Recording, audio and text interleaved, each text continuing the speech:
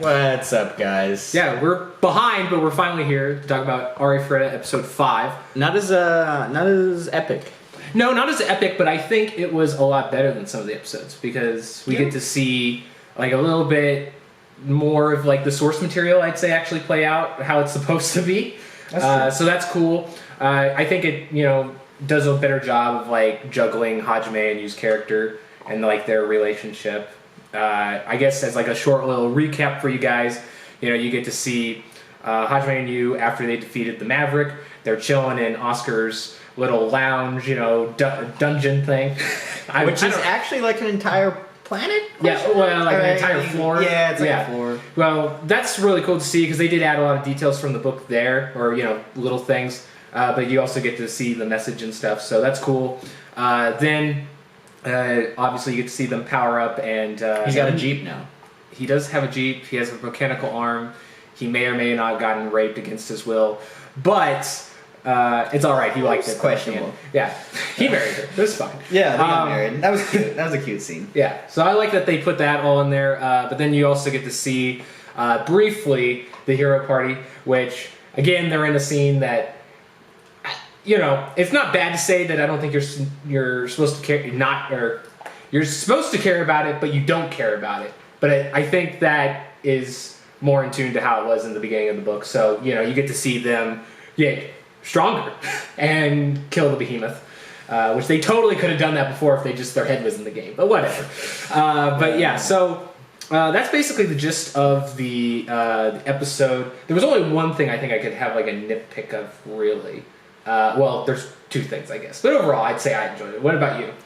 Yeah, I think it was pretty enjoyable. There are some things, I think there's a conversation, I don't remember if it's I think it is in this part. There's a conversation between you and Hajime, or there's more of like a dialogue once they beat the monster. I mean, I guess some of it was in this episode, but I kind of like that in the book.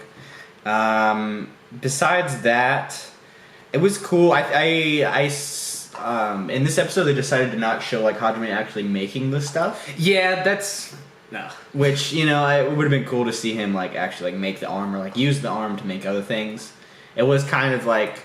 It almost seemed like, I'm sure the people, anime only watchers would understand that he like made those things, but it almost seemed in some ways that like they were just like sitting there and he just like put them on, because that's how they kind of presented it. But so that was a little disappointing. We didn't see the bike, which I guess will be used here pretty soon. Yeah, the bike is weird because they used that before they used the Jeep, so it's weird that they showed the Jeep unless they're changing that up, which would be random. Yeah. The hero party, same. It's kind of like how it was in the book. You're not super excited to see them. You get to see Kalki use these flash attacks. Yeah. You get more orbs. Yeah. It's all right. We got the hidden person in there, so it's always good to see that individual. And they're gearing up to go meet the new character that we'll probably see in the next episode. The only thing I would say is like a gripe that still bothers me. I can get past. I've gotten past the CGI. It's going to be bad. Which was really bad in this. It was, but whatever. That's beside the point. The real thing though that I still can't live with though is some of the sound effect choices. Like there's literally one, and I know it's supposed to be a funny scene. I know they did it for comedic value, but I can't get past that they use like a Flintstones like default sound effect for like when they're eating, and it's just like. I don't know. It still kind of gets me a little bit, weird. Yeah, like I don't know. I mean, I don't know how. Okay, I'm not an expert, so I don't know how sound design works for these kind of shows. But it feels like for Arifureta, they're just like, all right, the smooth jazz. It's it doesn't have a license for it. We can buy it. It won't be expensive. This default sound effect, the bouncing Betty sound effect, we got it. All right, we can use that whenever. And then in this episode, they had that one as well. So I don't know. I felt like. Obviously, it's time-consuming to make your own sound effects, and sometimes I don't feel it's necessary. But I think my problem is not using someone else's sound effects. More is just the choices that they made. Yeah, because like there's plenty of sound effects that may not be like the best sound effects, but they're decent. They like it doesn't like take you out of the moment. Like if you really sit back there and like analyze it from like a creator standpoint, you may like. Shake your head a little bit, but as like a viewer, some of those don't bother as much. But for this show, it definitely does have a problem where it's almost like they're picking some of these like really bad ones on purpose a bit. But whatever. Nothing like freeform jazz in your fight scenes, am I right? I will say though, probably my favorite parts of this episode is when Hajime gets to see the message from Oscar, because as somebody that reads also the prequel series, that's really cool to see him in anime form, way before, or even if we would get, that adaptation.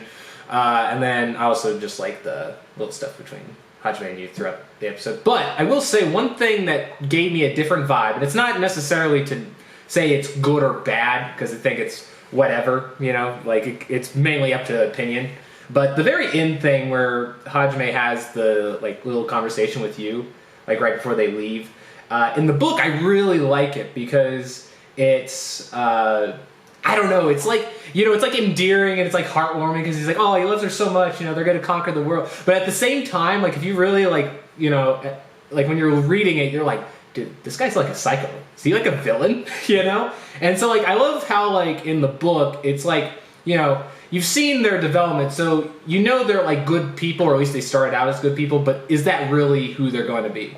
And so I liked that little mystery there on what direction they were going to go. And the show, it feels a bit more heroic. It didn't sound as dark as he was in the book.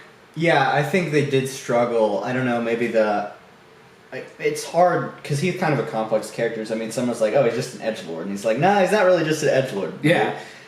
So I think the characterization, that's the word, of Hajime in this episode there were some problems. I think it was an oversimplification of what his worldview outlook is, and I think you could tell the most in that scene, and then a couple other scenes where he's with you as well. You can tell they didn't quite hit the mark, at least in my opinion, from what I saw in the book. The thing that makes it probably the most frustrating is that I can't tell what it is. I can't tell if it's the dialogue that they chose for the scene, for those scenes. I can't tell if it's because they left some content out. I can't tell if it's the voice actors, or I can't tell if it's a little bit of everything, So maybe that's the thing that's frustrating the most. But, still, I hope that they develop that a little bit more. But that was still probably the weakest thing of this episode, for sure. But any last things you want to say? No, I'm excited for next week. It's a new journey, new characters, and I don't know. We're excited. Yeah, we get the next Liberator. Yes. Well, do you think we'll get to that point? Yeah, we probably will. And we get dinosaurs in the next one, don't we? Question mark? Dinosaurs? Well, yeah, sort of. Those monsters. Yeah, I think they're supposed to be kind of prehistoric beast monsters or whatever that are in the forest. I don't know. We'll see. We'll see how they do it. I don't know. The designs are different anyway in the show, so you never know. But yeah, I'm looking forward to that because she is a pretty cool character, and we didn't get the little thing that they did in the book. In the book, how it flashes to her for a second right before they actually meet her. They didn't do that at the end of this episode, which I thought was interesting choice. But it's fine because the way they ended, it's whatever. You're gonna see it in the next one anyway. But anyway, I'll just shut up because we're already a week behind on uploading this anyway. So we'll see you guys for the next episode. Don't know if they'll be on time. Hoping maybe. I don't know. So we'll be traveling, so we'll figure it out. Yeah. But stay tuned because it's coming eventually, sometime. Later, Addicts. Peace.